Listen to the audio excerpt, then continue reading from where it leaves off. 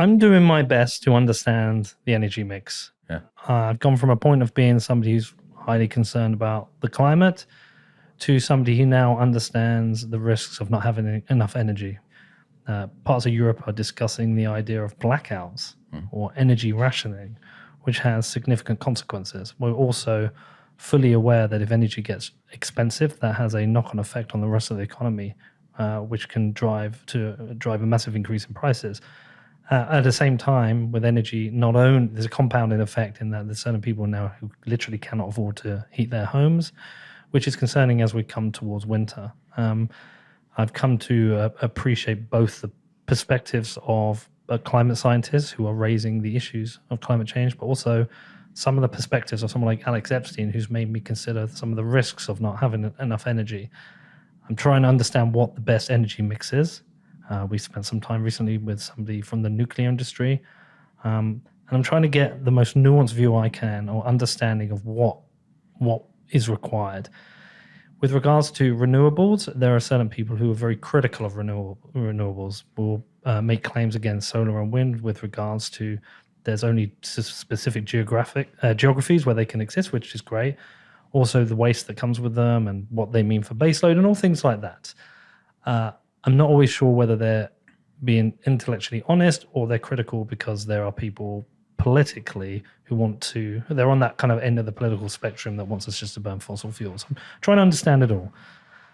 One of the criticisms that comes from renewables is the variable wind that you get with wind farms and also the variable sunlight you get for solar. Sometimes they can overproduce and underproduce, and one of the great solutions would be if we had amazing power storing batteries. But my understanding of the battery industry, and hopefully you're going to correct me here, is that it's one part of industry that's not kept up with the speed of technological development elsewhere. Are batteries a reasonable and feasible part of the energy grid? Sure. Yeah, I guess the first thing I want to say is I agree with a lot of the things you said there. And I do think there's a nuanced view to be found in the middle. And one of the things that makes it really hard to work in energy at the moment, I think, is the politicization of energy. Yep. And it's all black and white. And, you're either pro this or anti this or and all that. And the reality is that this is a transition. It's unstable, right? Because we're trying to go from one type of system to another. It's not a smooth line. It's not linear. And it's not something that can be that smoothly, like, centrally controlled and managed. So we're seeing a lot of messiness in the system, right? And it's playing out in different ways in different countries. The point about batteries is batteries are a great technology today. And they are keeping the lights on in a country like the UK 24/7, and I'll explain how. And this is probably going to trigger a lot of people. Here's my skeptical face. Sure.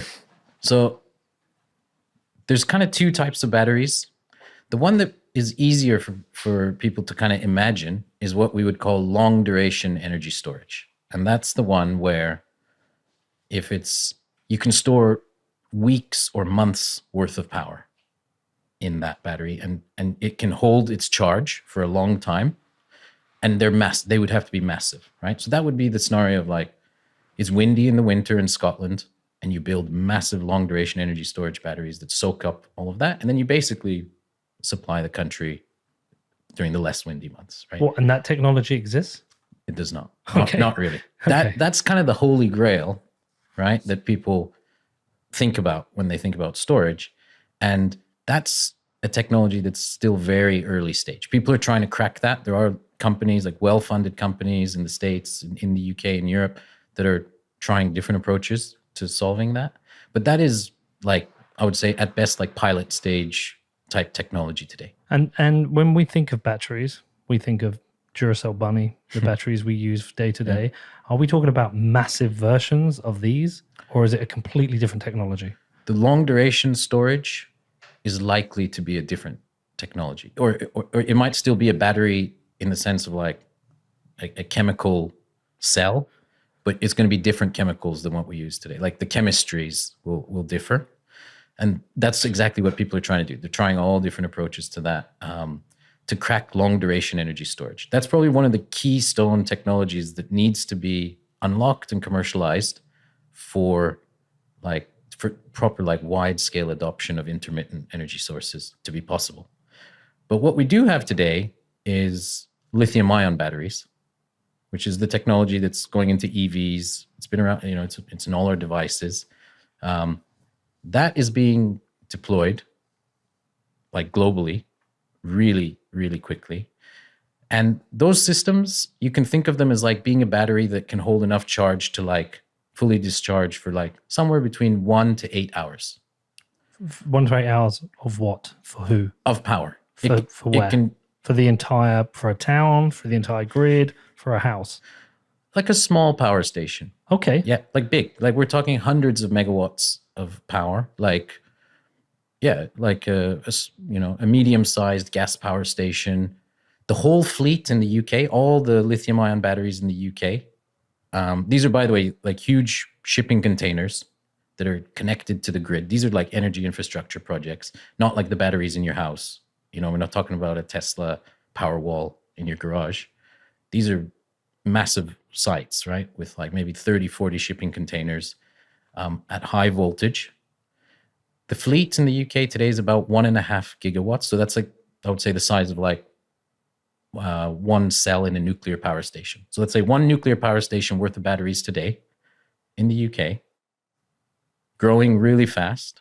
And what these batteries do is batteries are so fast in responding, they can instantly charge or discharge in a way that almost no other device can.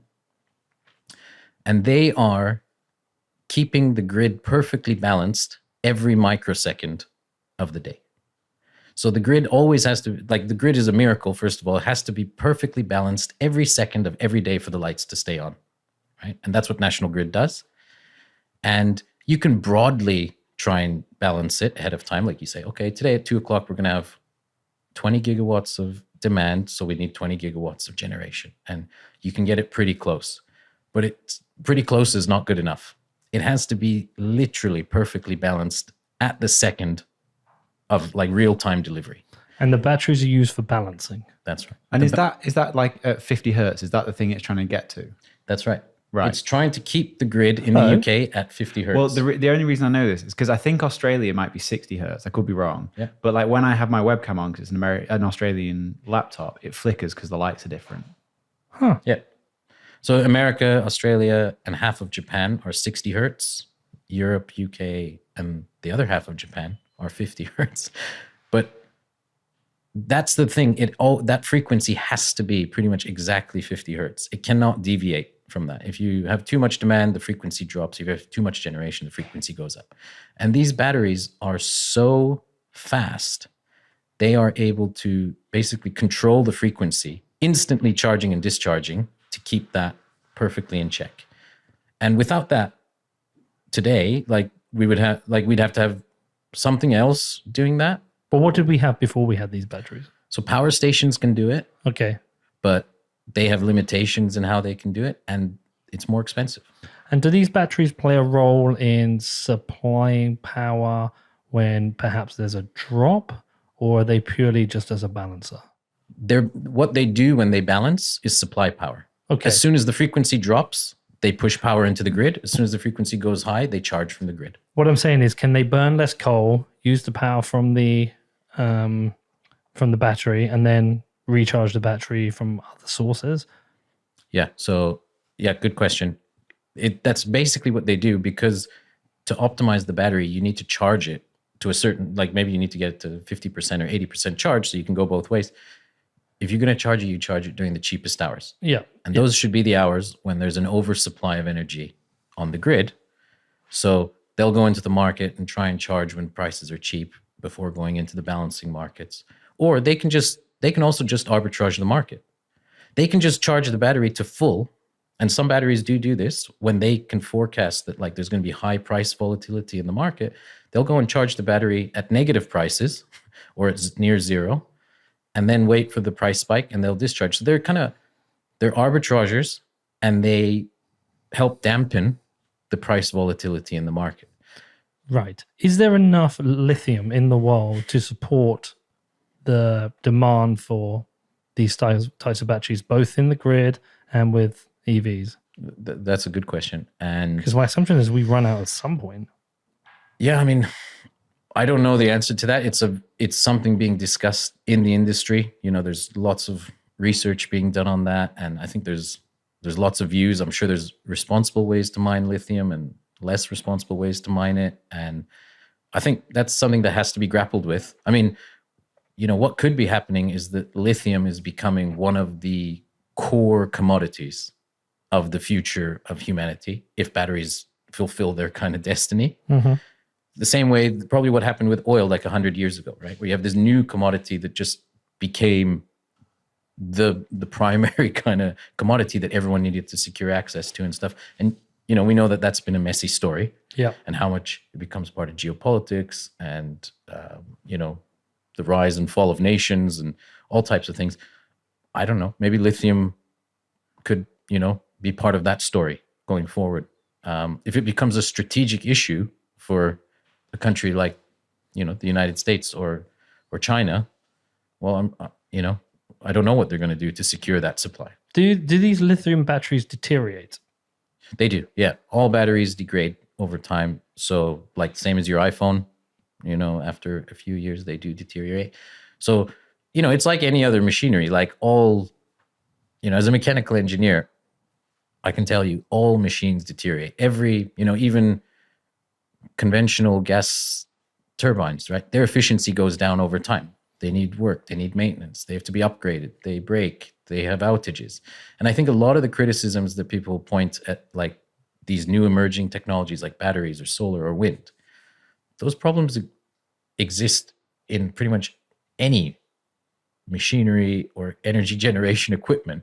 They're not perfect, right? They still need maintenance, upgrades, replacement, new parts, all of that, right? Just like anything else. They're not like these magical things that like you just, you put a battery in, it can suddenly work at 100% efficiency for the next 50 years. You know, that's not the truth.